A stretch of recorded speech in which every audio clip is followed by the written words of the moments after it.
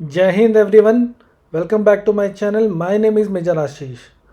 7 October 2023 ये जो date है, I don't think so Israeli या इजराइल अपनी हिस्ट्री से और अपनी यादों से ये चीज़ हटा पाएगा। और आज है 13 अक्टूबर 2025। इजराइल के लिए एक हिस्टोरिक डे बन चुका है एंड ऑलमोस्ट 2 साल के बाद हमास के पास जितने भी जिंदा हॉस्टेजेस थे, जिनकी स्ट्रेंथ थी ऑलमोस्ट 20, वो सारे हमास ने वापस कर दिए हैं। और ये इज़राइल के लिए बहुत ही बड़ा एक सक्सेस और हिस्टोरिक डे है, क्योंकि 7 अक्टूबर को ऑलमोस्ट 1200 लोगों को अपनी जान से हाथ धोना पड़ा था और 250 से ज़्यादा लोगों को इन्होंने हॉस्टेज ले लिया था, किडनैप कर लिया था। जिसके बाद इज़राइल ने ऑफेंसिव लॉन्च किया और काफ़ियों को इन्होंने बचाया, कुछ लोगों को इन्होंने मार दिया और फाइनली जो लास्ट लिविंग हॉस्टेजेस थे, जिनकी स्ट्रेंथ 20 थी, वो सारे अब हमास ने रिलीज़ कर दिया है। इस पूरे प्रोसेस में अगर किसी इंसान को सबसे ज़्यादा क्रेडिट जाएगा, वो जाएगा डोनाल्ड ट्रंप को। काफ़ी जगहों पर इनके जो पॉलिसीज़ और स्टेटमेंट थे काफ़ी ज़्यादा कंट्रोवर्शियल थे, बट यहाँ पर जो गाज़ा में पीस आया है उसके पीछे सबसे बड़ा हाथ डोनाल्ड ट्रंप का है और ये सक्सेस इन्हीं को ही जाएगी। And at present Donald Trump अभी टेल अवीव में है, जो कि इज़राइल का कैपिटल है, और वहाँ पर ये जो सक्सेस है वो सेलिब्रेट कर रहे हैं। और उन्होंने भी अपने स्टेटमेंट में कहा है कि मैं थैंक करना चाहता हूँ जितने भी अरब कंट्रीज़ और स्पेशली सऊदी अरेबिया का, जिन्होंने इस पीस प्रोसेस को सक्सेसफुल बनाने के लिए अपना फुल सपोर्ट दिया। ये जो हॉस्टेज का ट्रांसफ़र हुआ था वो हुआ था रेड क्रॉस सोसाइटी के द्वारा। हमास ने पहले इन्हें हैंडओवर किया और इन्होंने इज़राइल और बाकी कंट्रीज़ को कंफर्म किया कि इन्हें हॉस्टेजेस रिसीव हो गए हैं एंड ये फर्दर इजरायली डिफेंस फोर्सेस को हैंडओवर कर दिया गया।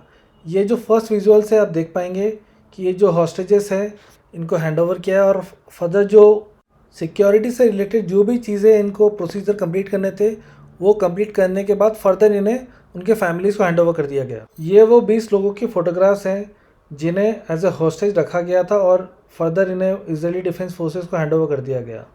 सबसे पहले 7 हॉस्टेजेस रिलीज़ किए गए थे, फिर 13 हॉस्टेजेस, टोटल 20 हॉस्टेजेस को रिलीज़ कर दिया गया है। अगर आप प्रो इजरायली न्यूज़पेपर्स या अमेरिकन न्यूज़पेपर्स, इजरायली न्यूज़पेपर्स देखेंगे तो वहाँ पर काफ़ी ज़्यादा सेलिब्रेट किया गया है और ये भी बताया गया कि जो नाइटमेयर था वो ख़त्म हो गया है और हमास के पास से जितने भी लोग थे वो फ्री हो गए हैं। आप ये देख सकते हैं कि इजराइल में भी लोगों ने as a gesture of Trump उनको एक सैंड पे अपना डिज़ाइन बना के दिया जिसमें ट्रम्प की फ़ोटोग्राफ है और थैंक यू लिखा हुआ है और इज़राइल का फ्लैग और इज़राइल का नाम लिखा हुआ है, वेलकम बैक होम। ये इन्होंने इजरायलीज़ ने एक शो किया था ट्रम्प के लिए, क्योंकि इसके पीछे जो सबसे बड़ा इंसान पीस प्रोसेस में है वो है ट्रम्प। ये जेरूसलम के पोस्ट भी देख सकते हैं आप, वहाँ पर भी इनको काफ़ी ज़्यादा प्रेज़ किया गया है। और आज का ये फ़ोटोग्राफ है जहाँ पर आपको ट्रम्प ही ट्रम्प दिखाई देंगे। God bless the peace maker, कोई बोल रहा है पीस मेकर, कोई बोल रहा है पीस प्रेसिडेंट, काफ़ी सारे नाम देना शुरू कर दिया है।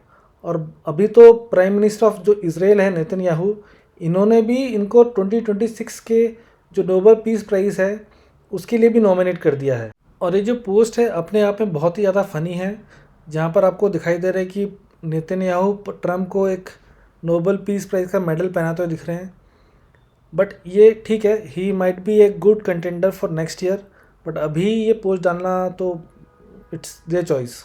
इस बार का नोबेल पीस प्राइज़ का जो सपना था ट्रम्प का वो तो टूट गया है, बट आई थिंक 2026 में इनको ज़रूर मिलना चाहिए। एटलीस्ट इस चीज़ के लिए तो मिलना चाहिए ताकि ना गाज़ा में लोग मरेंगे और इज़राइल के जो हॉस्टेजेस थे वो वापस हो चुके हैं। इज़राइल में पूरा उनका जो जो नॉर्मल लोग हैं या जो सिटीजन्स हैं उनके, वो काफ़ी ज़्यादा खुश हैं इस चीज़ से कि ये पीस हो गया है और जो उनके हॉस्टेजेस थे वो वापस आ गए हैं। और इनको पूरा इज़राइल सेलिब्रेट कर रहा है और पूरे इज़राइल के लिए एक सबसे बड़ा हीरो बन के आया है प्रेसिडेंट ट्रम्प, जो कि यूएस के प्रेसिडेंट हैं।